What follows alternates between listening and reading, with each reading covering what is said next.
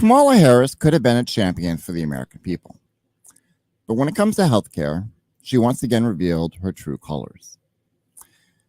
You might remember back in 2020 when Kamala Harris was positioning herself as a progressive, she flirted with Bernie Sanders' Medicare for All plan.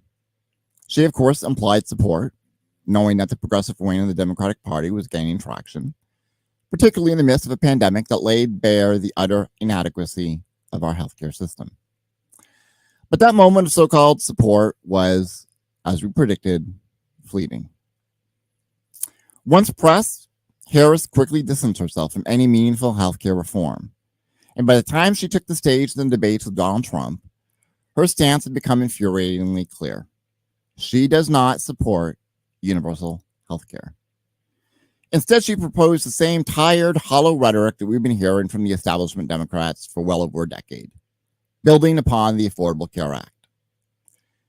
Well, let's call this what it is.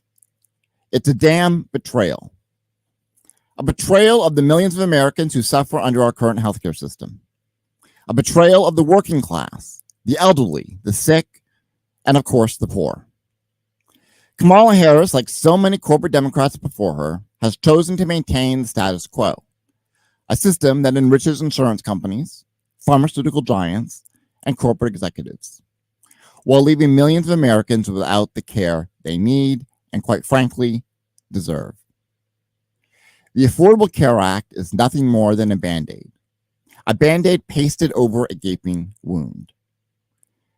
The ACA, while a modest step forward when it was passed, was never meant to be the end goal. At least that's not how it was proposed to us. It was meant to be the beginning of broader reforms and a stepping stone towards universal healthcare coverage. But still, over a decade later, this barely adequate achievement has remained an excuse by politicians like Kamala Harris to avoid the real systemic change we desperately need. The Affordable Care Act is a patchwork system that mandates private insurance, expands Medicaid in some states, and offers subsidies to some Americans, but not nearly enough. The result? Millions of people, millions of our fellow citizens, are still falling through the cracks. As of 2021, and this is according to the Kaiser Family Foundation, there were 29 million uninsured Americans. That's nearly 10% of the population. Millions of people who, if they get sick, would be left with a choice between foregoing care or facing financial ruin. And let's be honest, some will face death. And that's not even counting the underinsured, those who have insurance on paper but can't actually afford to use it. According to a 2022 report by the Commonwealth Fund, 43% of working age adults are underinsured. That is 87 million people who are technically covered, but whose deductibles and copays are so high that they simply avoid seeking medical care because they simply can't afford it. Let's not mince words here. The Affordable Care Act leaves millions of Americans unprotected. It leaves millions more with so-called coverage that is little more than a piece of paper. And this is a system Kamala Harris wants to build upon. The failures of our current healthcare system are staggering. In 2020, 112 million Americans reported difficulty in paying for healthcare. That's more than a third of the population. And 80 million reported skipping treatment because they couldn't afford it. These are not abstract numbers. They are real people. People who are delaying getting a diagnosis because they can't afford the doctor's visits. People who skip refilling their prescriptions because the costs are too damn high. And we're not talking about minor ailments here. We're talking about chronic illnesses like life-threatening diseases, conditions that will kill if they are not treated. Seniors, the most vulnerable population in our country, are being crushed by this system. According to a 2019 report by the Kaiser Family Foundation, 20% of seniors, that's nearly 11 million people, skip doses of their medication, or cut pills in half to make them last longer. These are people who work their entire lives, who are now living on fixed incomes, and who are being forced to choose between buying groceries and buying the medication that literally keeps them alive. This is what Kamala Harris is defending when she says we should build on the Affordable Care Act. Medicare Part D, the prescription drug plan for seniors, is riddled with gaps. There's the infamous donut hole, where seniors have to pay 100% of their drug costs once they hit a certain threshold until they qualify for catastrophic coverage. While the Affordable Care Act's modest improvements, despite those improvements, millions of seniors are still paying outrageous amounts for their medications, and many simply can't afford it. The average out-of-pocket cost for prescription drugs in the United States was $1,200 per year back in 2020. Now, for someone living on Social Security, well, that's a devastating burden. And it's not just seniors. The American Journal of Public Health published a study in 2019 showing that nearly 68,000 Americans die every year because they don't have access to health care. And I would argue that number is likely even higher. 68,000 people every single year. That's more than the entire population of cities like Scranton, Pennsylvania, or Cheyenne, Wyoming. People are dying because they can't afford to see a doctor, can't afford to get the treatment they need, can't afford to get diagnosed. And meanwhile, politicians like Kamala Harris sit comfortably in their positions of power, offering nothing more than platitudes about building on a system that is actively killing Americans. What's even more infuriating is that this isn't even an unsolvable problem. Every other developed nation has figured this out. The United States is the only industrialized country that does not guarantee health care to all its citizens. Let that sink in for a moment. Every other developed nation recognizes healthcare as a basic human right. The UK has the NHS, or the National Health Service, a single-payer system that guarantees care, forget this, everyone. Canada's Medicare system ensures that no one is left behind. Germany has a multi-payer system that covers all its citizens. France, Sweden, Norway, Denmark. These countries all have some form of universal health care. Even Australia, which has a mix of public and private insurance, ensures that no one goes without care. And here's the thing, these countries spend less on healthcare than we do, and they get better results. The U.S. spends an average of $12,530 per person on healthcare annually, far more than any other country. Canada, by contrast, spends around $5,905 per person, and the UK spends around $5,387. Despite this massive expenditure, the U.S. ranks 37th in healthcare outcomes, according to the World Health Organization. We have higher infant mortality rates, lower life expectancy, and worse outcomes for chronic illnesses like diabetes and heart disease than countries with universal healthcare. This isn't about affordability. The money is already there, and we're going to find out how that's the case in just a few moments. What this is about, really, it's about political will. It's about a government that prioritizes corporate profits over human lives, a government that doesn't give a shit about its citizens. The pharmaceutical industry spent nearly $300 million on lobbying in 2020 alone. The health insurance industry spent another $150 million. And it worked. Politicians like Kamala Harris have chosen to protect these industries instead of protecting the American people. What we need is clear. Medicare for all. Medicare for all would eliminate premiums, deductibles, and copays. It would guarantee that every American has access to health care, not based on their ability to pay, but based on their need for care. It's a system that works in every other developed nation, and it would work here too. In fact, it would save us money. A 2020 study by The Lancet found that Medicare for All could save the United States $450 billion every year while preventing over 68,000 deaths every year. But Kamala Harris and her ilk refuse to acknowledge this. Why? Because they're beholden to the very industries that are profiting off our suffering and our death. The administrative costs of private insurance are astronomical. According to a 2021 report by the Center for Medicare and Medicaid Services, private insurers spend nearly 20% of every dollar on administrative costs, including profits, advertising, and executive salaries. By contrast, Medicare spends just 2% on administration. The inefficiencies of the private insurance system are bleeding us dry, and yet Harris has the gall to suggest we should build on it. Let's again be absolutely clear.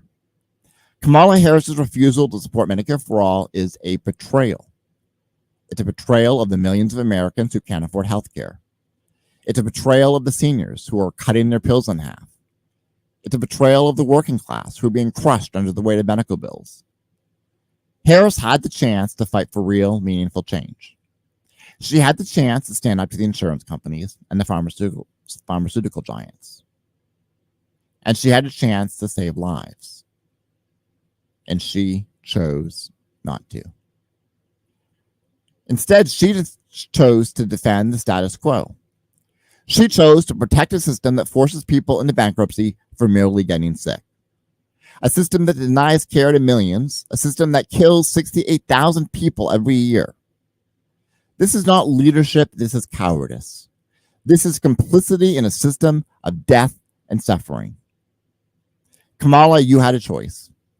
You could have stood with the American people. You could have fought for Medicare for All, for universal health care, for a system that values human lives over corporate profits. But you didn't. You chose instead to stand with the corporations.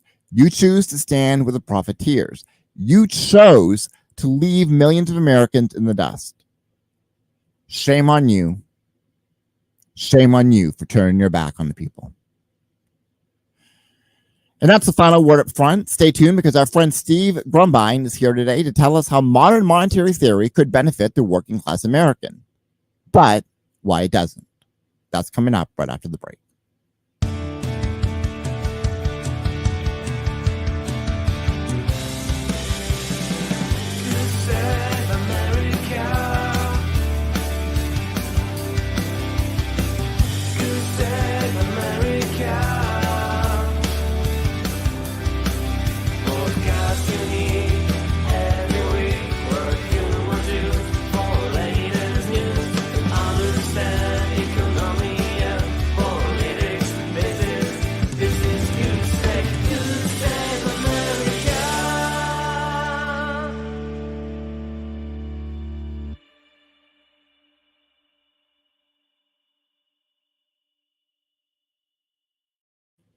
Welcome back. I want to introduce you to Steve Grumbine, the true progressive that we can only wish Kamala Harris might someday become.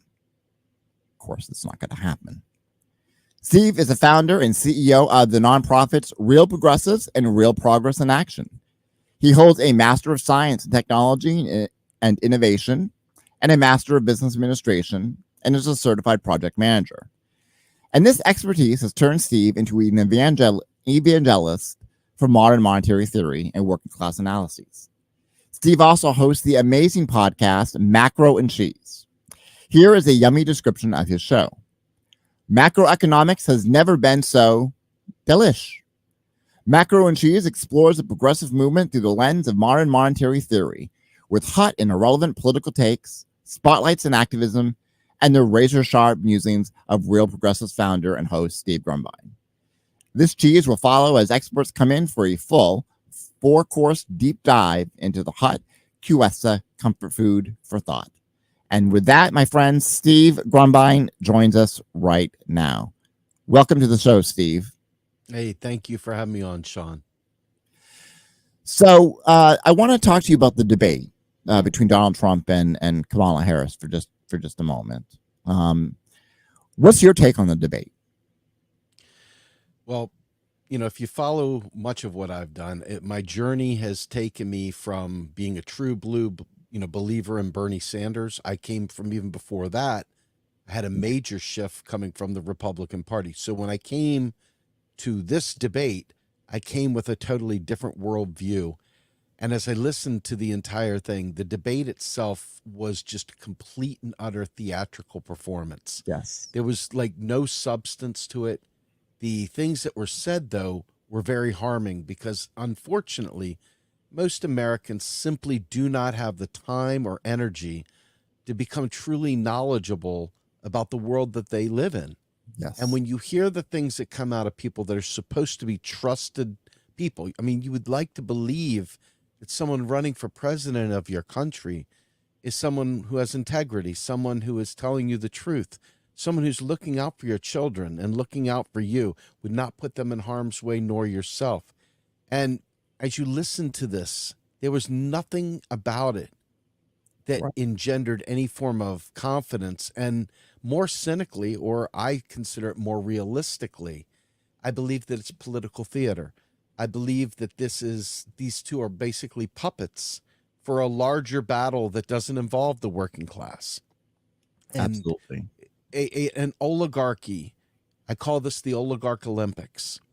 And there are factions of the capitalist class that are warring behind us. But overall, they need us as labor to do the things they want done.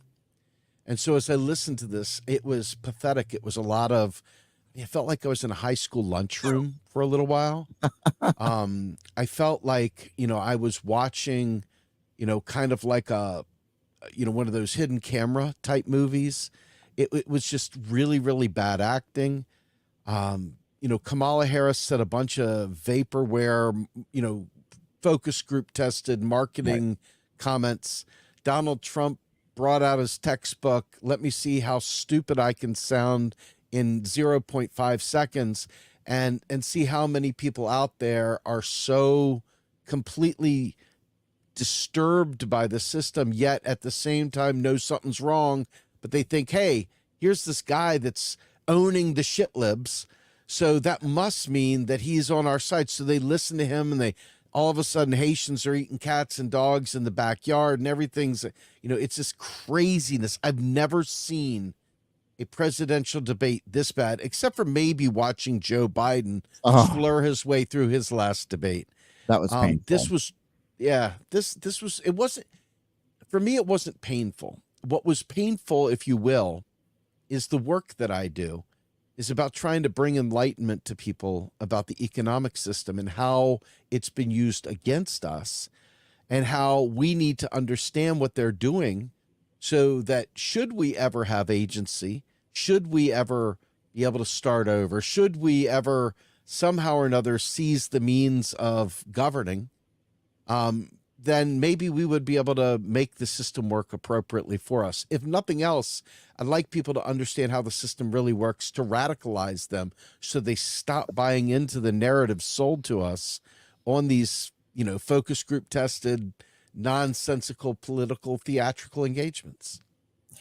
What is the economic crisis that we're facing? I mean, what is being done to us? So you got to understand capitalism at some level, okay, to get the what's being done to us part. Because see, that's political economy. You got to go on the other side of the ledger first. It's more like plumbing. It's not political economy. It's really kind of, this is how the system goes in and this is how the system goes out, to understand what they're doing. But I'll back my way into that real quickly. And I'll just say austerity is a tool that capital uses to discipline labor. Austerity is a word that the Europeans know very well. They've been very used to using the term austerity in an anti-austerity movement. In the U.S., we haven't thought about it that way. But what austerity means is they produce a series of economic rules, or they pass laws, or they cut spending to make life harder on the working class, to make it so that the working class has less options, and to make it so that the suffering working class will do whatever it is that they need them to do. Because after all, you need to be grateful. You need to eat your peas, as Obama said, right? So what you see now is this lie, and we can get into this, but the idea that they spent money on the pandemic, spent money on the people, so now we have inflation. That's one of the big lies that they tell, that is being done to us by saying, hey, if we spend money on you, it's going to create inflation. So we can't really spend money on Medicare for all or Green New Deal or, free college or any of these other things, right? And they're so misrepresented in the way that they're stated. The average progressive is worse than a Republican when they try to describe economics. They don't understand, okay? Republicans don't either. But my point is that your progressive friends are supposed to be able to be fighting for you, but instead they accidentally end up fighting for austerity. They end up talking about reducing the deficit, cutting the national debt. They talk about literally reducing spending and why we need to raise taxes. How are you going to pay for that? All these things they think in their mind, like, hey, Social Security, we just have to tax the rich, so then we have Social Security, everything will be okay. It's like, have you ever once thought where the unit of account for the federal government comes from? Do you think it comes from banks? No, banks come from a charter from the federal government. Banks don't come and say, hey, federal government, here's some debt we're going to put on you. That's not how it works. The federal government spoke into existence the Federal Reserve. It created it in 1913 with Congress writing the bill. And there's all kinds of conspiracy stuff about that, some of which is probably very legitimate. Doesn't matter. The system still operates the way it operates, right? And so our government, it literally has the ability, and not just the ability, this is how it works. Our government, when it writes a bill, spends money into existence. And when it taxes money out of existence. So if I spend $10 into the economy, but I tax back 8 of them, then it leaves $2 in the economy. Let's raise that to trillions. If I spend 200 billion, 500 billion, a trillion into the economy and tax back 800 billion, there's 200 billion left in the economy. And that's the deficit, the difference between what we tax and the difference between what we spend. Okay. But deficits are an annual measure. The money from that deficit stays in the economy until it returns back as a tax. So imagine, since the start of the nation, every time we spend money, we sell bonds. We don't have to sell bonds. We create it out of thin air. Keystrokes, your keyboard creates that money right there, okay? And our Constitution gives it authority to do so. Article 1, Section 8 says that the power of the purse belongs to Congress. And Article 1, Section 10 says that states cannot create their own currency. Only the federal government can. So the federal government, Congress, is the one who has the power. And money is created by fiat, by law, okay? By decree. And so when Congress writes a bill and it's signed off by the president, that money is typed in by the Federal Reserve into the Treasury's account. It's just with a keyboard. Treasury spends that money wherever it's going. So if the bill that they passed is a $800 billion deal to Halliburton or to Boeing or to one of these other war manufacturers, they will go ahead and put that money into the Treasury's account. Treasury will send payments out, and voila, you just quote unquote printed money. But that's what we do every time. So when you get Social Security, they say, oh my God, Social Security's going broke. How could it possibly go broke? It's money created by the federal government. Well, no, I pay this FICA tax. Yeah, all federal taxes, be it FICA, be it any other, are literally deleted from the ledger, because all that happens in a fiat system is the government spends new money into the economy and it taxes away some of it and it deletes it, it purges it, doesn't need it. Imagine you're the general manager of a pizzeria at the mall and you want to drive traffic to your business. You might stand out in the parking lot handing out 50-cent coupons. When the people in the parking lot come in with their 50-cent coupon to get your pizza, are you like hoarding those coupons because you need those coupons? No, you freaking throw them in the trash. They did their purpose. They were redeemed. Taxes are for redemption, not for revenue at the federal level. And so all the lies that we're told every day. The entire debate was filled with moronic, economically illiterate lies that they're counting on us to be uneducated and ignorant and just go with the flow. And we, by definition, give it legitimacy because we're at the water cooler and we tell our friends and we tell our other family members and we talk about nothing in this life is free, and we facilitate all these lies. And this is capitalism, right? This is what capitalism does. And to take it a step further, and we can talk more about this because we need to talk more about this, the United States is exporting this neoliberal framework around the world, wherever there's public services. You look at the National Health Service in the UK. You look at Australia's National Health Service. All the countries in Europe, etc. Israel, okay? All of these folks have socialized medicine, right? They have government-paid health care, right? And so when you think about in the United States, we're told, oh no, where are you going to find the money for that? How are you going to afford that? But everyone else understands, at least at some level, that it's public money. But years ago in the 80s, Ronald Reagan and Margaret Thatcher poisoned the water with telling everyone there is no such thing as public money. There is only taxpayer dollars. So when I hear well-meaning progressives talk about your hard-earned tax dollars, or I don't want my tax dollars going to Israel, I don't want my tax dollars going to, pick your icky poison. I don't want to go to abortion. I don't want it to go to you lazy whatevers, right? All of these things. This is playing on a lie because your taxes never went anywhere. Taxes are never respent. I'll use some terminology that I like to say. A government spent dollar is only spent once. And then it circles through the economy, spent a million times in the economy, but when it comes back to the government never respends it. It deletes it. It's done. It's done its job. The dark and light crystal that came together, there's a reserve that was in the inner banking system, and then there's that dollar floating around in the economy. And that dollar isn't necessarily paper, isn't necessarily a coin. It's a digital dollar. It's just a representation. It's a unit of account. In other words, it's an inch or a pound, a meter, whatever. A dollar. How do rich people measure themselves? By the number of units that they have, right? And they measure themselves by assets and other things. But all it is a measure, a unit of measure. And it's a legal unit of measure. This is why Bitcoin could never overtake the dollar, because the dollar is backed by the tax, not the tax to pay for things, but the tax that's payable only in the currency of the nation state. So in other words, why does our currency hold up? Because we tax in it. If we lost the ability to tax like the Confederacy did, we could have hyperinflation where people lose. That's a real, I've lost confidence in this unit of account. It serves no purpose. This is what happened to Greece back in the day. Greece could not maintain their tax base, not to pay for things, but just to keep their currency useful, to keep it mattering to the people. And so that tax is what drives. So you say we have tax-driven money, right?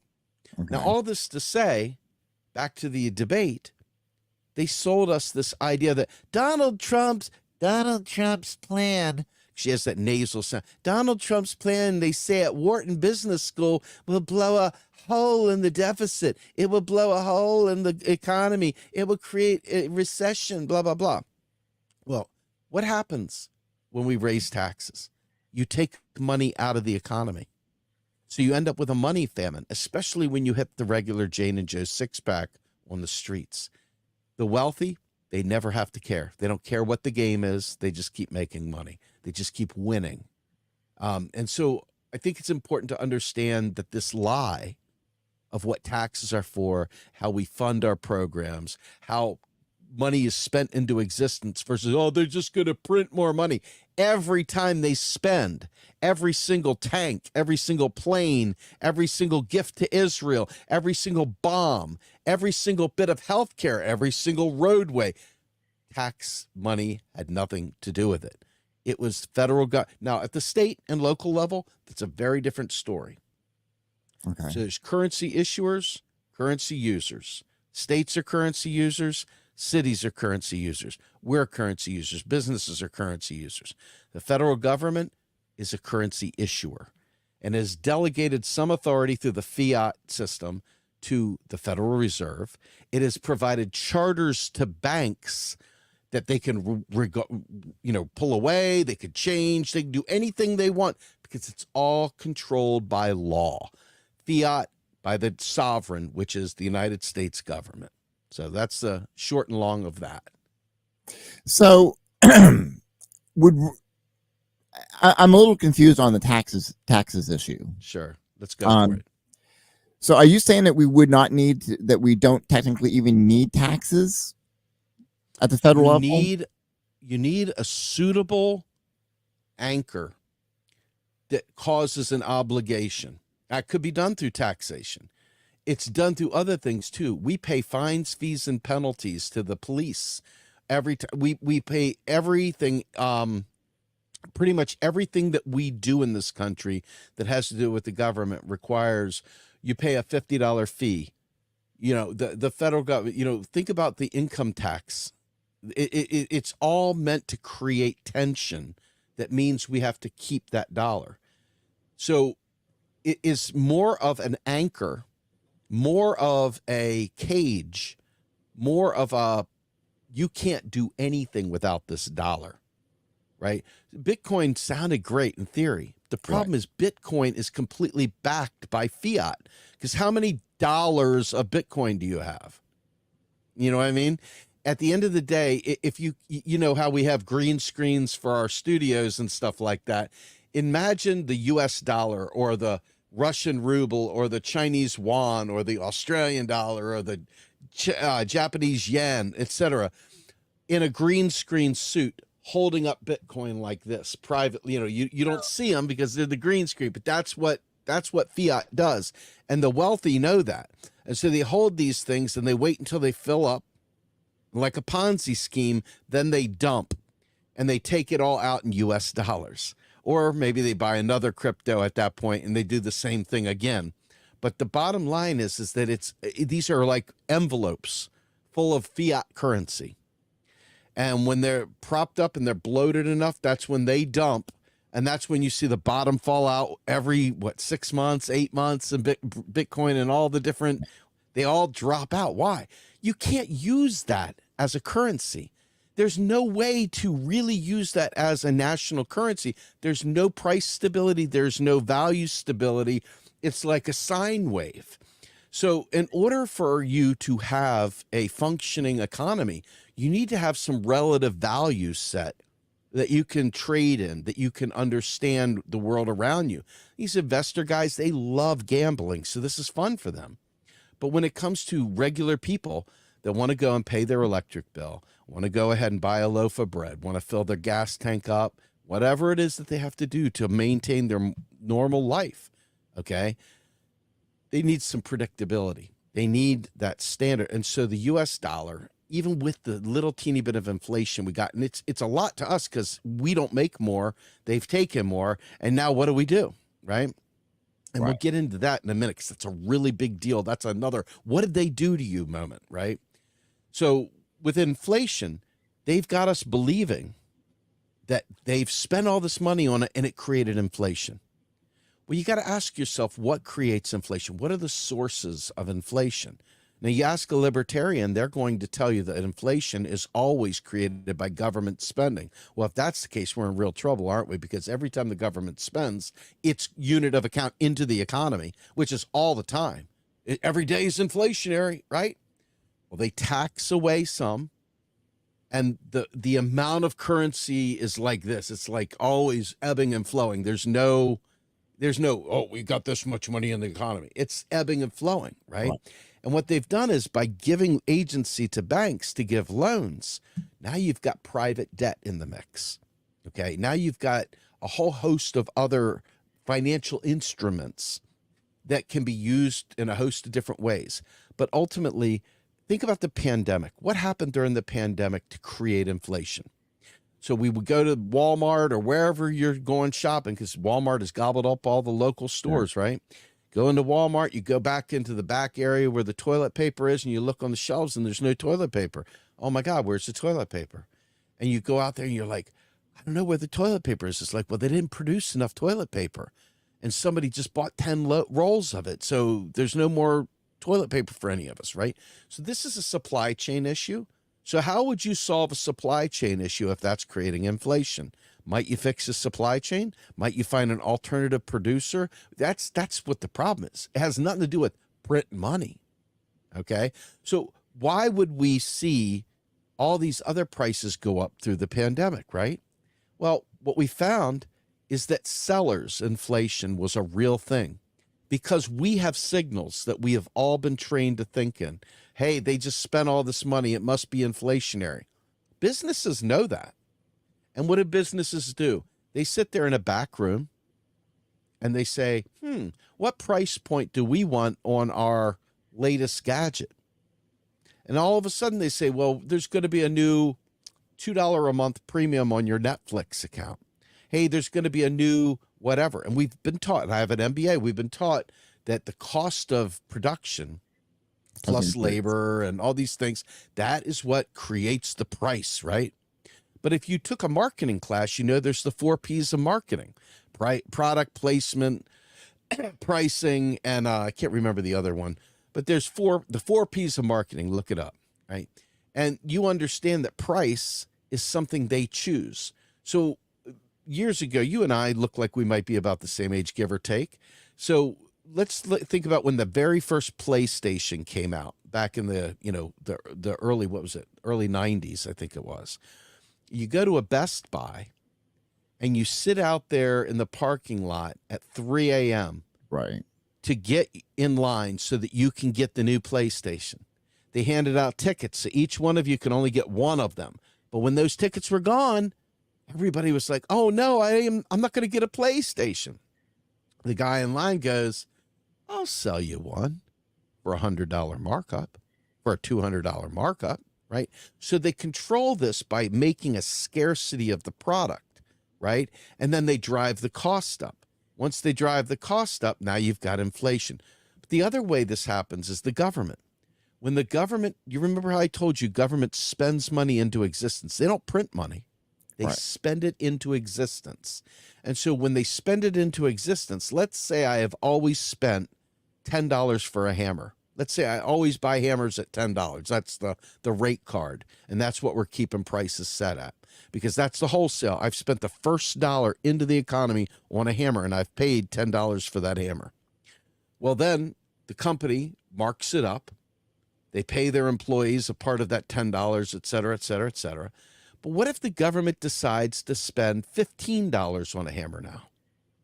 So now the government has, in essence, created the only form of real inflation, because they're the one, the first dollar paid for it to be higher price. Right? Now they're paying a higher price. Let's say they choose to pay a higher price for petroleum products. They can go get an alternative producer. They can produce it themselves. They can go whatever. But the price that they pay, if the person producing the goods says, well, I'm going to raise the price up, and the government doesn't have leverage and it says, okay, well, we'll pay that price. We all pay that price. And well, we pay more, right? Because there's going to be all the overhead for labor and everything else. So what the government does is they sell us this lie that they're going to raise interest rates to tame inflation. Well, what does raising interest rates do to the cost of these goods? It raises them up, right? I mean, the cost of credit, now it's gone up. So inflation is a function of interest rates as well. Okay. So when they say we're going to stop inflation by raising interest rates, what they're saying is we're going to kill the economy. We're going to make it so you can't afford these things. And then when they don't make enough money because you can't afford them, they're going to lay you off. And when more people are laid off, and Larry Summers was talking about, we need to lay 10,000 people, 10 million people off, blah, blah, blah, all these things. Crazy, right? He's sitting there saying, we got to lay people off. Well, that's simply not true. And to Biden's credit, and I won't give it very often, but to Biden's credit, that CHIPS Act was about bringing production of those microchips back to the U.S., and that was really important because with that supply chain being global, any break in there was creating cost increases, was creating delays, was creating problems. So by doing that, this is the way you solve that kind of inflation. when it's a supply issue. Supply side issues, you increase production. Period. That's the way you do it. If it's because the length of time of production is too much, then you find a way to increase efficiency. But it's not about printing money, right? That's the thing. But that's the thing all of us are told is that they printed money, so we got inflation. So the other thing, and this goes back to the seller's inflation. A great economist named Isabella Weber, I don't share her politics, but her economics are pretty damn good. She said, and made a great case, that these businesses understood the signaling. They understood that people thought, hey, there's inflation. So these sellers, these companies, raised prices ridiculously. There was an article in The Guardian some time ago that showed there were businesses that made 1,000% profit during the pandemic. 1,000%. And the reason was because they were able to price gouge. They were able to literally take, PPP loans that they didn't have to pay back. They were able to do all kinds of crazy stuff. And they were able to charge exorbitant prices based on the idea, oh, we got supply chain issues, or, oh, we don't have enough employees. Oh, we got to do that. So there was a bunch of stuff going on there, but none of it, 0% of it, had anything to do with printing money. So I want to give one more point and then I'll yield. The big thing with modern monetary theory, which is what I talk about, I hate using the term even because I think people get this thing in their head that makes them think, oh, I think I know what you're talking about. You don't. You don't know what I'm talking about, right? Most of the time people just don't. They've heard something from somewhere and it's always wrong. There's answers out there, but they don't seek them. And so when I think of, what you would look at with a modern monetary economy, the issue is always, do we have the real resources? Because the government can afford to pay any price it wants. It creates the currency. It's never broke. It can never go broke unless they have some political choice where they say, hey, we're not going to pay our bills, like these debt ceiling games they play, relitigating past legislation, right? But reality is we create the currency. Period. Full stop. End of story. We spend that money into existence. There's no reason we can't afford. If we wanted to give everybody $5,000 a month in Social Security, there's no reason we couldn't, other than would there be the real resources available for production if people had all this extra money in hand? Is there an economy backing it that can absorb that spend? And that's when you start getting into inflationary problems, because now what you've done is you've spent past your productive capacity. That is not about printing money. That is about productive capacity. So yes, MMT says real resources are the, what's the word I'm looking for? The guardrails to spending. That's kind of the constraint there is real. That could be labor. Do we have enough workers? If we don't have enough workers, and a lot of times I'm hearing, hey, there's not enough doctors or not enough nurses, right? How do you get doctors and nurses? You train them. You make a decision to fund the education of doctors and nurses. So what would prevent us from giving Medicare for all to everyone? Well, Medicare for all, interestingly enough, is a deflationary event. Medicare for all literally cuts out a lot of work that was built to prevent people from getting service. All these layers of marketing that all these insurance companies put out there, all that stuff is real GDP in the economy. Somebody's earning it because one person's spending is another person's income. So when that dries up, guess what? Now you're left with a recessionary pressure because you've reduced spending. You've reduced input to the economy. Okay? So what would you do if you've reduced economic output? You reduce taxes. So for Medicare for all, this is why progressives fail this one miserably as well, you would actually want to cut taxes. Progressives like, I'm willing to pay more for somebody to have health insurance. Of course I am. Sounds really great, right? They're a noble person. I'll spend more. But the reality is it's not the way it works. And guys like me have been screaming into pillows now for 15 years, trying to get people to understand. And they just keep going like, those 8-bit robots in the old video games, they don't even move. They just march right up against the wall. That's the progressive movement when it comes to economics. It's devastating. We're our own worst enemies. I always call it a self-inflicted gunshot wound to the junk. I mean, this is the stupid stuff we do because we're just uneducated. And we think we're smart. We think we're educated. We think we're the smart ones in the room. But the reality is that we don't understand economics. So everything we say after that point is complete bullshit. And so this is why our own are just as dangerous to us as Republicans, because they think they know what they're doing. And so therefore they're a full cup and they don't listen. They just reject the information out of hand, and they go along accidentally parroting right-wing economic talking points. How funny is that? I'm probably guilty of doing that myself. We'll change that. How would a modern monetary economy look? Like it does now, really, in fairness. We are living an MMT existence now with buffoons. Actually, that's too nice. If I said it was buffoons running it, that would be like they're just hapless people that don't understand. But they do understand, right? And there's a lot of debate because there's a group of people. There's probably 8/10, right, of the 1/5 of, or most of 4/5 of the entire MMT movement believes that if the politicians just understood, if government just understood the way it worked, but you look at guys like Richard Wolff, who is a hero amongst the left, right? Richard Wolff says the federal government borrows from corporations to pay bills. With all due respect, Richard, stay in co-ops, brother. Leave the macro to the adults. Love him to death. He's got so many good ideas. But once he says that, he has thousands, tens of thousands, hundreds of thousands of people that hang on his words. And so now what happens? Now you're in a debate with somebody trying to help them understand the way federal finance works. Well, Richard Wolff said, and it's over. Because Richard Wolff holds more water than you do. You're just a nobody. Why should I listen to you? It's like, well, good news. I'm just a messenger. I'm John the Baptist. I'm not the Christ. I'm telling you, this is what these experts are saying, and they know their shit. So we are stuck in this weird kind of credentialism, kind of appeals to authority. I don't know what I'm saying, so my authority is better than your authority. Let's piss on each other and have a day of it. But in reality, this is very easy to trace and understand once you start really, really laying the blocking and tackling out.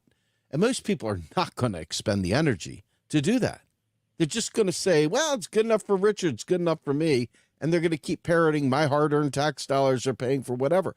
Now, think about this. You're a Republican, and you hate all these gay people, and you hate these immigrants, and you don't want these people, you don't like those people, and blah, blah. They're stealing my hard-earned tax dollars, and on and on and on. Now, you got progressives over here saying, well, I want my tax dollars going to this. And that Republican goes, ooh, they're trying to steal my tax dollars for their immoral trans people and their immoral gay people and their immoral abortion baby killers. They want to take my hard-earned tax. You see how this whole game works? And now you've got this thing, that Spider-Man meme where they're pointing at each other. But it's not real. It's that other one where the rich guy has a pile of cookies here, and he gives a cookie to the one guy, and he looks at the other guy and goes, hey, he's taking your cookie, even though he's got a pile of cookies right there, right? The difference is that the government, which is supposed to be we the people, by the people, for the people, blah, blah, blah, blah, blah, is not serving we the people. Right. We don't even have agency. Would you vote? I mean, like, just seriously, like, I remember the debates where it was Reagan and, what's his name? Oh my God, Paul Tsongas and others from the early 90s, even Ross Perot and the Great Big Sucking Sound, right? I mean, he had it going on when it came to these free trade agreements. He understood. But we don't have real debates anymore. These things, right. Haitians eating cats is a debate issue at a presidential level. Are you kidding me? It was like not one mention of genocide, not one mention of anything. It was just complete and utter garbage. So to convince yourself that if I just vote for Kamala, I save democracy, and therefore now I have the ability to leverage all my knowledge of modern monetary theory, and I'm going to give you a Green New Deal. No, you've got to understand class and power now. Now we enter into a new realm of MMT is 100% correct. There's nothing in, I mean, literally, it is a spot on to the nickel, to the penny, to the halfpenny description of how a fiat system works. It is literally airtight. It is phenomenally detailed. It knows its shit. However, where it goes awry is that there's this, they're teaching a theoretical way of talking about this, right? Yeah. They're telling you the truth. The system works this way. What they're not saying, because they're not political scientists, right, is that in this quote unquote, representative republic, we don't live in a democracy to begin with, right? In this representative republic, we have the laws and all the framework for our country's institutions, you name it, was drafted up by wealthy white landowners. Yep. Okay. We are a colonial project. We have always been a colonial project. And after World War II, we became the global hegemon because we had watched Europe get bombed to hell and back, and their productive capacity was completely diminished. So the U.S. took on that role, and they created things like the IMF, the World Bank. They created the Peace Corps. They created all these different things that were there to counter the Red Scare of Joseph Stalin and this fear-mongering of Soviets and fear-mongering of communism, fear-mongering of the Bolsheviks, fear-mongering of workers' empowerment.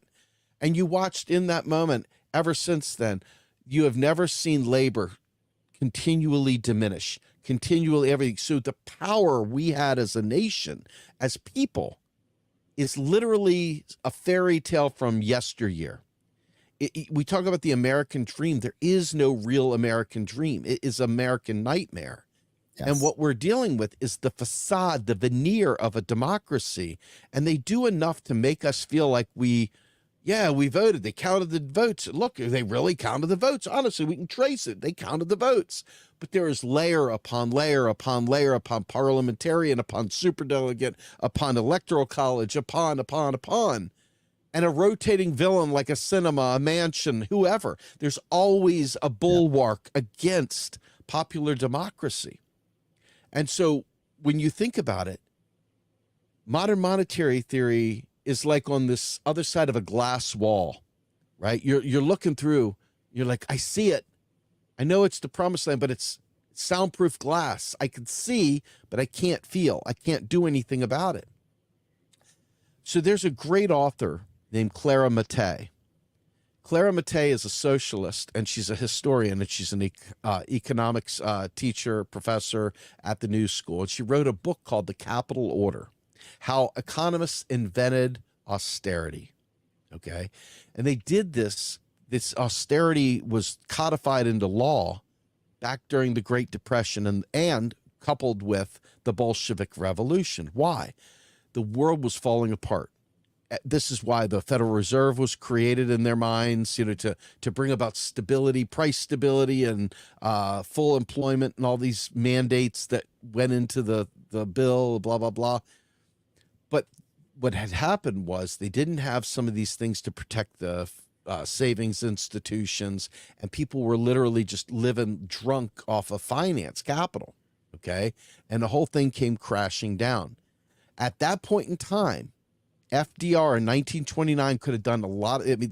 He could have done a lot of different things. They could have done a lot of different things. But what did they do? They threw a Hail Mary to save capitalism, and they created austerity. Okay.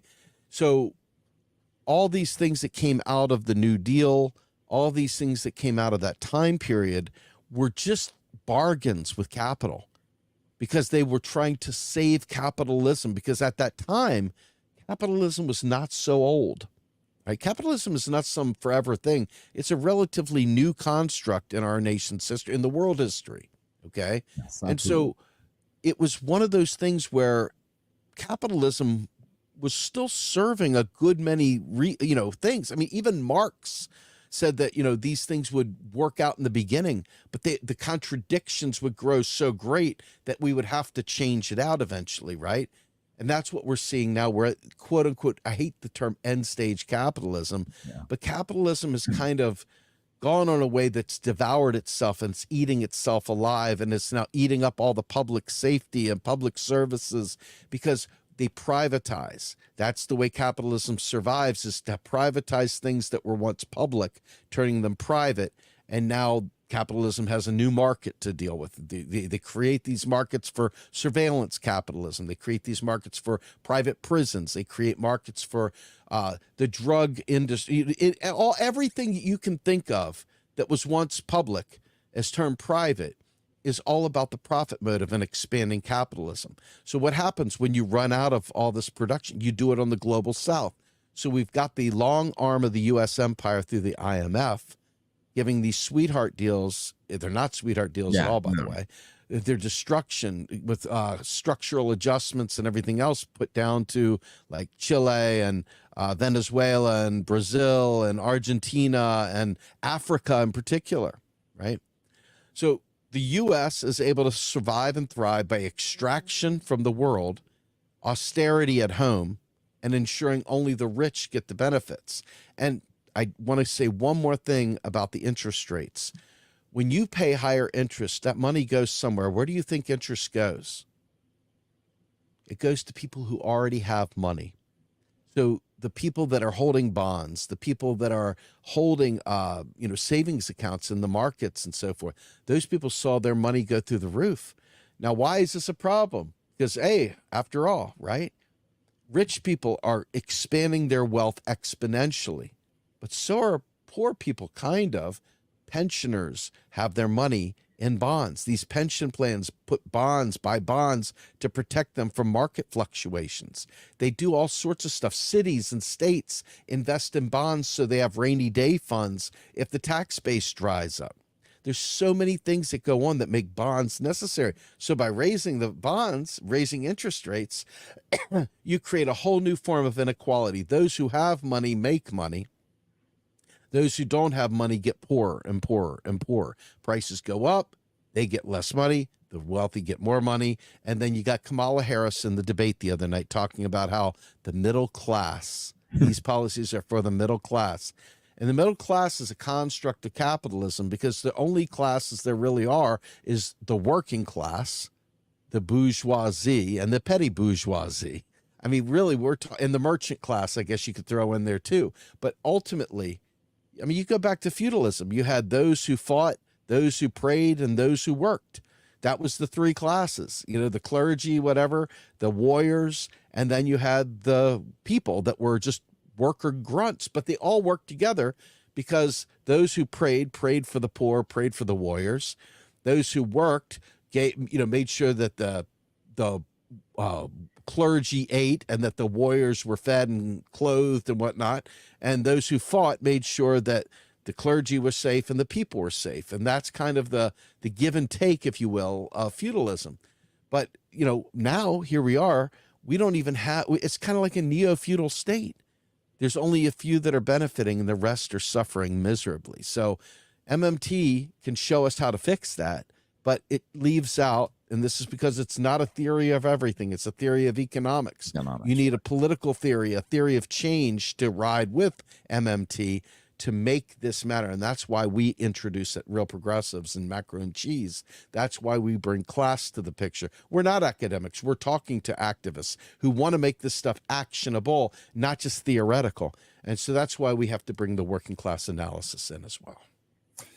And how do we do that? I mean, the divides in this country are so great that you've got workers literally fighting against their own interests, fighting against each other.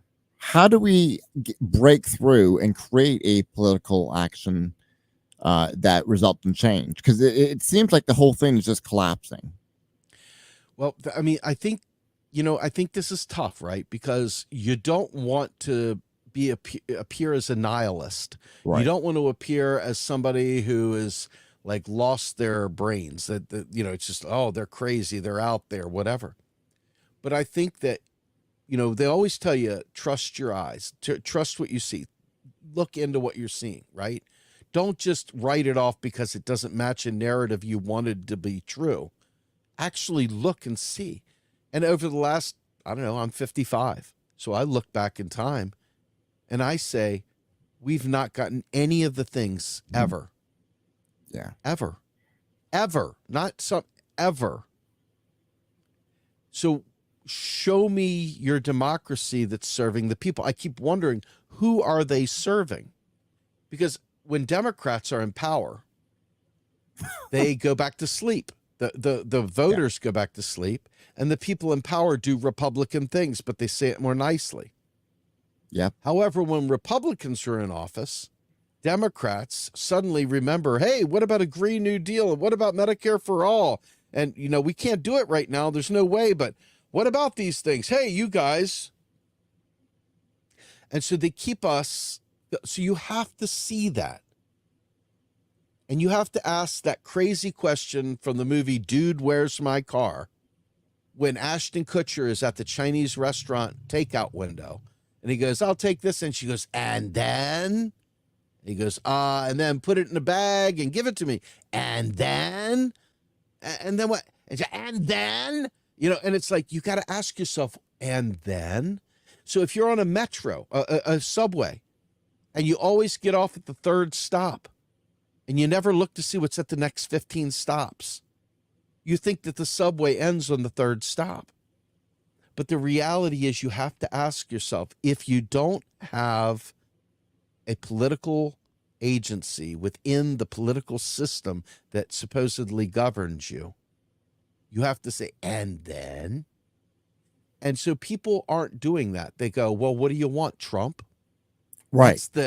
That's the shunting of the brain. The brain shunts off right there, and it just goes back. What do you want, Trump? Trump? What do you want, Trump? What do you want, Trump? Right? What are you, a Trumper? Yeah. And that tiny, what is it? Little T, big R, rump, T rump. Tiny hands, whatever. It's after a while, Orange Man Bad stops resonating when your teeth are falling out of your mouth. Yeah. And you start saying, well, how come all these crazy, kooky, white folk, these poor white folks are supporting Trump? They're voting against their interests. Well, they don't know any of what I just said. Everything that I just said probably sounds like I'm crazier than hell, but I assure you, I could take you through everything I said. Boom, boom, boom, boom. It's not even speculation. This is academic. It's theoretical. It's legal. It's all the above. It's well understood, condensed analysis. And so you think to yourself, they're saying, I hear quote unquote shit libs making it easier for trans people, making it easier for immigrants. What about me? I need something. You haven't taken care of me. You just keep saying how white people are bad. We're bad. Right. It's all we hear. So they are just like reflexively saying, hey, you're shitting on my God. You're shitting on my country. You're shitting on my flag. And all it's these damn Mexicans, these damn immigrants coming into this country, these damn queers and this and that, and if you're lost and you don't know what's going on and you're being fed propaganda and you don't understand the way the system really works, you can certainly feel a modicum of sympathy for the Trumpers because they're being misled. They're being used, but they're not being used for any kind of power play. It's not like they're doing anything for them. What's happening is they're being used to keep the working class fighting one another, distracted on things that are irrelevant, mean nothing, like Haitians eating your neighbor's cat, right? That kind of nonsense will keep them going for years. We got to build a wall down in Mexico. Yep. Well, now Kamala wants to build a bigger wall. Yeah. She wants to out-Trump Trump, right? I mean, after a while, you understand why these people, they're like, I don't know, what do you want, Harris? I mean, you can hear them saying the same thing. What do you want, Biden? And you just feel like a ping pong ball. And I'm not talking about me because I'm out. I don't buy into any of it, right? This is not, I know that there's nothing coming out. There's no hope and dope, so to speak. There's no hope in this. This is a dead end. So your question was, how do we create this working class awareness? How do we, and the problem is you need to be vigilant in making people look. I mean, look at the thing. Look at this. Did you vote for genocide, Sean? Did you vote? You know what I'm saying? Did you vote for that war? Did you vote for cutting spending? Did you vote for? I mean, think about this. This is one of the big ones because let me tell you one of the worst, most awful things. Two major plans that progressive activists get hung up on because they're so easily economically challenged that they fail every time, but they don't care because as long as everybody's doing it, they'll go with the herd. Right. One of them is state-by-state Medicare. How many people do you know? Well, Cal Care, New York Care, Washington Care, well, you know, whole Washington, this, that, and the other, right? And you say to yourself, well, since you want to do it at the state level, how are you going to pay for that? Because I can tell you right now, if you have a pandemic, you're screwed. If you have people that are in a state bordering yours that don't have health care like that and realize that right across the state line you do have health care like that, all of a sudden you're going to get an influx of people trying to get health care. And guess what? Now all of a sudden the state, which doesn't have enough revenue, if you look, you have to, it's called the CAFR report, which is the annual financial report of every state. They have to turn it into the government to let them know how many rainy days they could survive with a tax shutdown. Do they have resources to survive their pension? How much is their pension, state pensions funded, on and on and on. Most states don't have 30 days backup. I mean, there's some states that are well off, but most aren't. And so the idea of selling state-by-state health care is another bounce check. It's another false hope, right? Then the other thing is the UBI. I see so many friends pushing for a UBI. So many friends that don't understand what a UBI actually is. Now, if I give you, Sean, $10, but you don't have a house, you don't have food, you don't have health care, you don't have transportation, you're unsafe, your kids are unsafe, how much money is it going to take for me to give you that, right? Right. Well, what happens when I just give you money without production to back up that money? Now you really are dealing with an inflationary situation. Now you're dealing with a situation where I've given you buying power, but I have not increased supply. And more importantly, what happens to businesses that are already charging or giving wages out that are substandard? They're going to subsidize shit wages with your UBI. And what did I tell you at the beginning of this thing? When businesses see money is out there, what do businesses do? When they do their 4 Ps of marketing and they look at the pricing they want, they're looking at absorbable, expendable income. And they want to know how much of that pie they can grab with their product. And so now you end up with middlemen and price like PayPal taking a fee. You end up with the next mid-level skimmer in the middle of the transaction skimming a fee. And all of a sudden, before long, the money that you had is swallowed up and everybody's prices have gone up. Right. Now, what's the worst thing that could happen? Let's say I say I'm a libertarian. I say, here, take $1,000, because the libertarians, Milton Friedman, one of the kings of this school of idiocy, was a big UBI guy. Negative tax, negative income tax, or helicopter money. And what he thought was the only problem with capitalism is we need more capitalism. And so by dumping money on the problem, we'll solve this problem. Well, wrong. The capitalists get money because your spending is their income. But what do you get? You don't know. The only guarantee you had is you had pieces of paper in your hand. Nobody gave you health care. Nobody gave you transportation. Nobody gave you education. Nobody gave you health. Nothing. So you better hope you are a damn thrifty little homeless person that knows how to negotiate with pharmaceutical companies and knows how to negotiate with colleges and knows how to negotiate with realtors and everybody else, because that amount of money is it. And they're all fighting to get more of it. They know that there's loose money out there. That's their job, to maximize shareholder value in a capitalist economy. So what we at Real Progressives and people like Jason Hickel, and Jason Hickel is a remarkable economist slash anthropologist, brilliant South African guy, one of my favorite thought leaders in this space. And what Jason Hickel talks about is the dual purpose of democratic socialism, which is universal basic services. So if I provide you from the government, if I provide you the service, do you care how much it costs the government? Yeah, no. No. If the cost goes up $10 per person, do you care? No. Why? Because the currency issuers funding the problem, funding the issue. They're funding it. You're getting the service. The government's just simply paying it. That's why when you say single payer, the federal government makes the payments. So the people are getting paid. Their work is getting paid. Whatever they're selling you is getting compensated. But you, as a citizen, are getting a service. Who wins there? Everybody, right? But in this case, because the UBI people don't understand this stuff, it's filled with good intentions and all kinds of great ideas, but it's full of stupidity. It's full of economic illiteracy, born from the most heart-wrenching, wonderful desires for everybody to be made whole.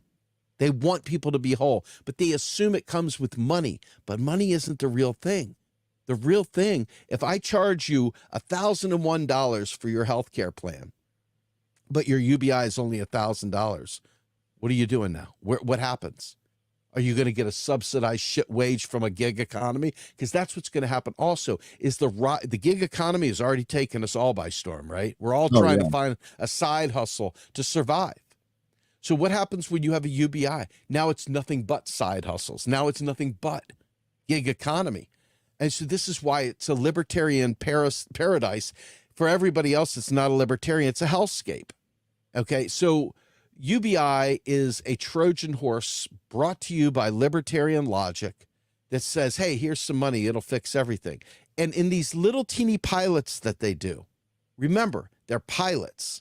They're not universal, and they're not coming from the currency issuer. So none of the tests they're doing actually marry to real world events. None of it. It's all not real. It's all not the way it works. So if I give somebody in some small little town and everybody, the rest of the world's still functioning as it does, you won't ever be able to really tell what the outcome of providing a universal, unconditional basic income is. Now, could we give people more money? Like for example, Social Security. It could be modified. It's a law. We can modify anything we want in it. We could eliminate FICA altogether. FICA was a creation by FDR meant to stave off a political battle. It's political economy. It's not economics. It's political economy. If you're skin in the game by paying into FICA, now people are going to fight. They're going to say, hey, hands off my Social Security, right? Right. But if you notice, the Republicans and the Democrats have used this as a weapon because they know that if they fully fund Social Security, that you will never, ever, ever have a chance of privatizing Social Security. And privatization is the only thing they care about because that's the next frontier with capitalism. It's got to eat away the public space. The public space has to be eradicated. The libertarian paradise. Eliminate all public services, all public protections, all public works, everything. Eliminate it. And we will find a way to build a market around it. And then we'll build sub-markets in it. And then we'll build more markets in it. And then we'll automate them. And nobody will have jobs, but rich people will get richer. And you guys will have to pay the price.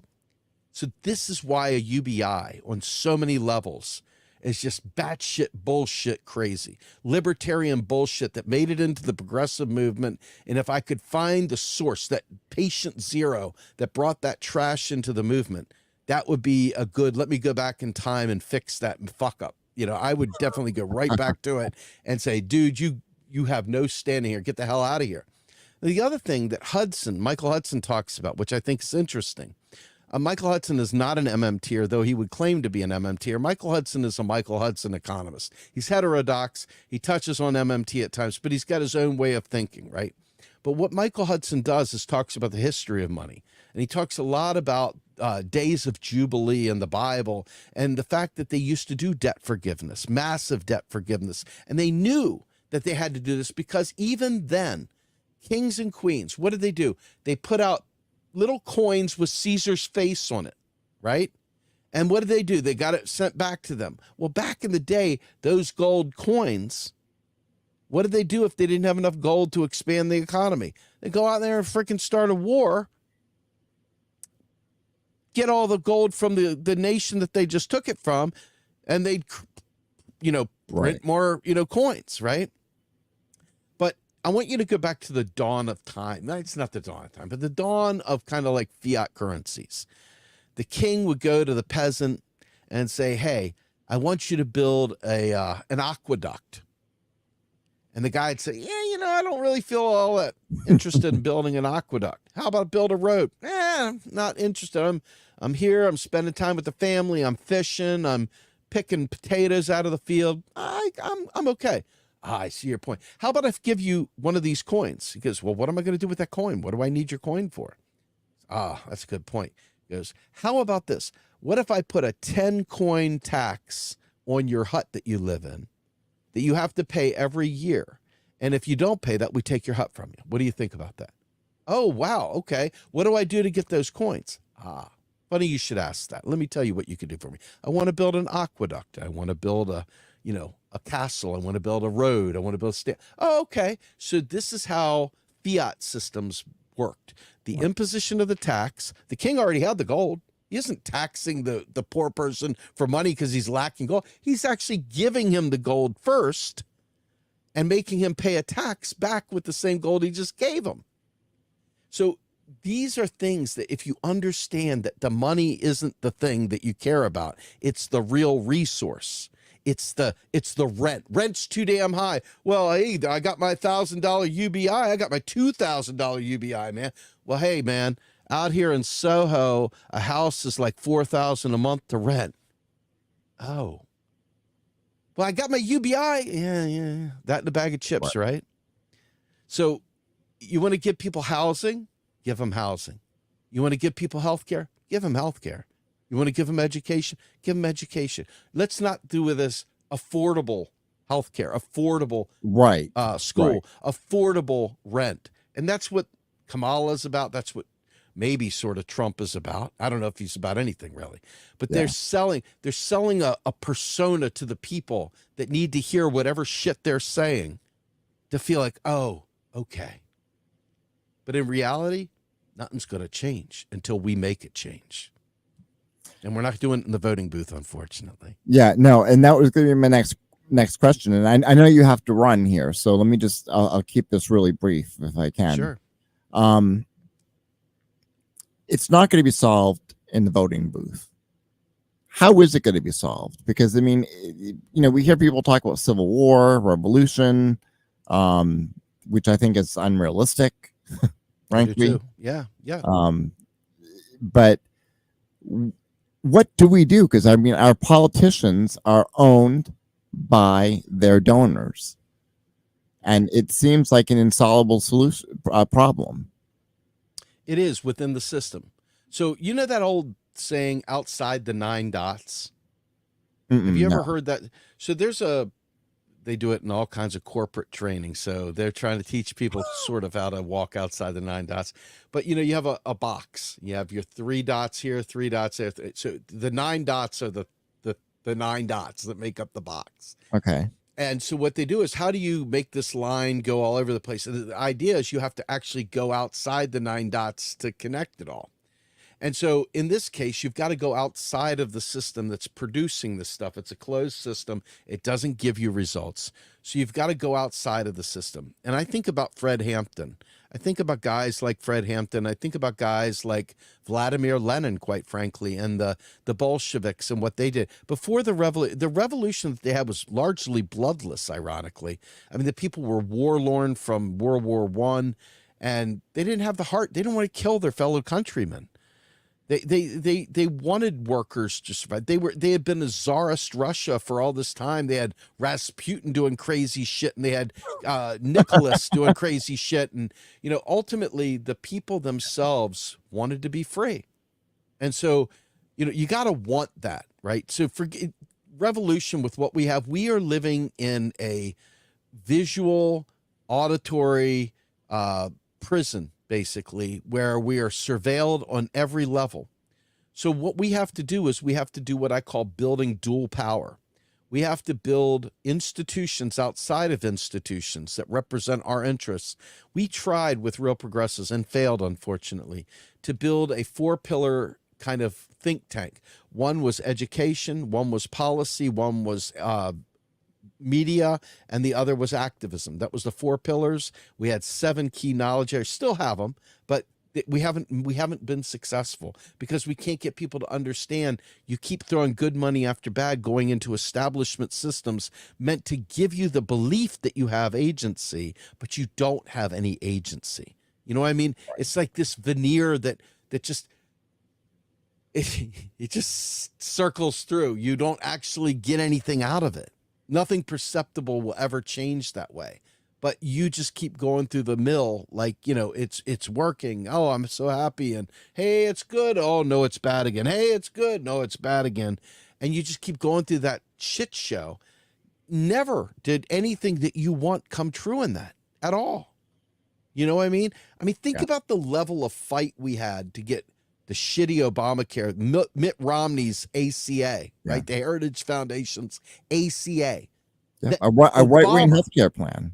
That Obama literally, without any fight from Republicans, took the public option off himself. He chose to take the public option away. So that should have been the wake-up call right there. It should have been a million other wake-up calls, but that right there really was the one that cemented it for me. Bill Clinton and his balanced budget, and we're going to reinvent the government and all this stuff, literally put single moms and he went after the welfare queens where Ronald Reagan merely eulogized and made these mythical figures. Bubba really was the one that took the hammer to him. He, in that contract with America with Newt Gingrich and all the other crap that the third way Democrats did. Yep. And after that, it really was a libertarian, paradise. You go back to the Powell memo, you go back to the Birch Society, the John Birch Society, and that all of this libertarian think tank, right? Pete Peterson Foundation is a bipartisan fix the debt. The national debt's too high. We got to fix it. It's going to be a tragedy to our children. The national debt is nothing but the sum total of every untaxed dollar in the economy. That's it. That's your national debt. Think about this. If I'm China sells goods and services into the United States. What do they get? They get U.S. dollars back. China looks at U.S. dollars and goes, okay. But what do they do with them? They keep them at the Fed earning a nominal interest rate to facilitate transactions and to buy up things that they need and want in the United States, right? So ultimately, debt is not debt at all. They're taking their U.S. dollars because you can't buy a bond with Chinese money. You can only buy bonds, U.S. bonds, with U.S. dollars because bonds are meant to pull money out of the productive economy to delay purchasing power, which is what they did in World War II. So all this to say, what do? You've got to build dual power. You've got to build institutions. You've got to build media that doesn't rely on the government's run stuff. You've got to build education outside of their education to show these things. You've got to show them what working class interests are, because otherwise you listen to Kamala Harris and she's telling you she's a blue collar working class girl. Right. Sure you are. Right. And so they don't know any better. They just don't know any better. I like her. She looks nice. He was a good-looking president. I like him, right? We need to be able to, wake them up. We need to educate them. See, education and awakenings are two different things, right? I need to educate you. You can know all this MMT stuff till the cows come home. But you know what? A lot of these great minds of MMT they have a heterodox understanding of economics, but then they go back to an orthodox understanding of politics. They refuse to have the same awakening that they had on the money side with the political side. And so they're trying to take a heterodox idea and blend it in with an orthodox understanding of politics, and it won't work. We need to create power outside of the duopoly, okay? We need to build it out, and I'm not talking third parties to everyone's chagrin, right? Third parties are good in the sense that if you're not trying to sell the idea that you're going to win an election, if you're really willing to sell the idea that you're here to represent the voice of the people and to educate people, to be a voice for words and things that are never said, then I'm all for it. But this idea that if we just vote for him, we'll win, fundamentally misses the structural. And I'm not talking about any of the nonsense that Democrats rail on third parties for, because I've always supported third parties, but for different reasons. But right now, the mindset is we can win this thing. No, you can't, because they run the system. It's their system. They don't want you in it. You don't exist. The system isn't meant for governance. The system is there to give us puppet power in front, because as you know, I mean, some call it the deep state. Some call it career government workers. Some call it just the establishment. But ultimately, Joe Biden couldn't tie his own shoes, much less put it together a sentence. He was not running the country, folks. Okay? He was not running the country at all.